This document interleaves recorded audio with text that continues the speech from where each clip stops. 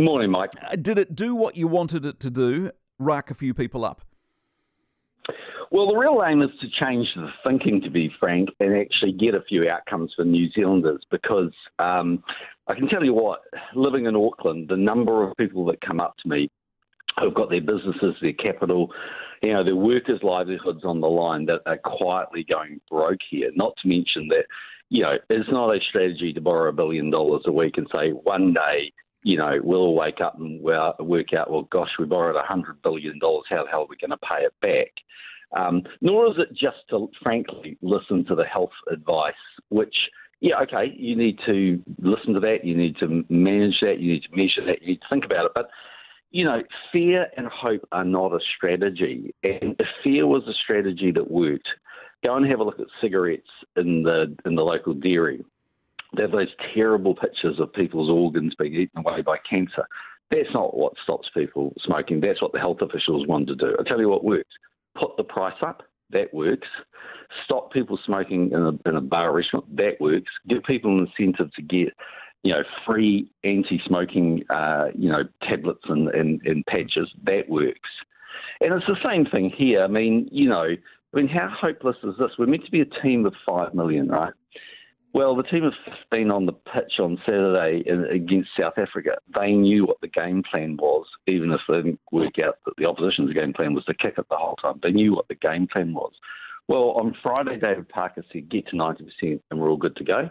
On Sunday, Chris Hipkins said, I don't know. No, well, it could be 10% they're unvaccinated. Well, called Destiny Church. A bunch of people have so much time watching TikTok. Actually, some genuine people who can't take the vaccine, who actually deserve for us to get vaccinated to protect them.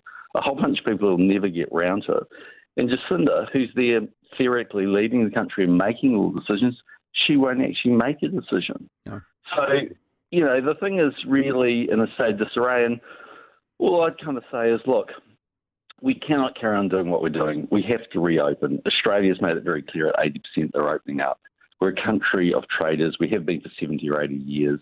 Not to mention we've got 1 million people in our diaspora overseas, none of whom can get through an MO system, which is a failure.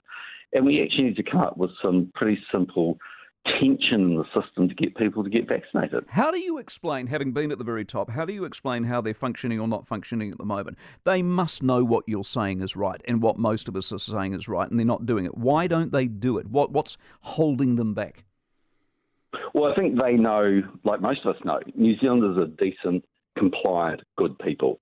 Just look at the way we've treated lockdowns and things, even in the failure of the government to roll out a vaccine, which they could have done a long time ago, as you correctly point out every day on your show. We're decent, compliant people.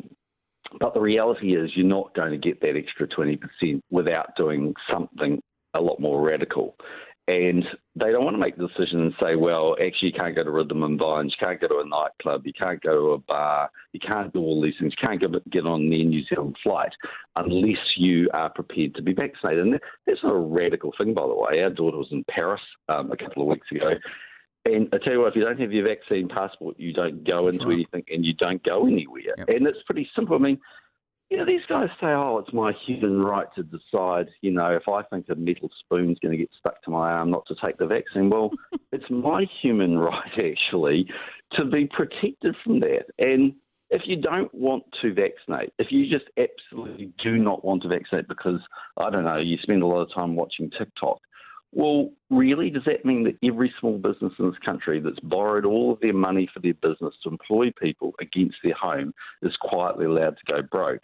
Or the country's quietly allowed to run out of money so that one day when we want the good things that technology is delivering us, like new cancer drugs, we can't afford them?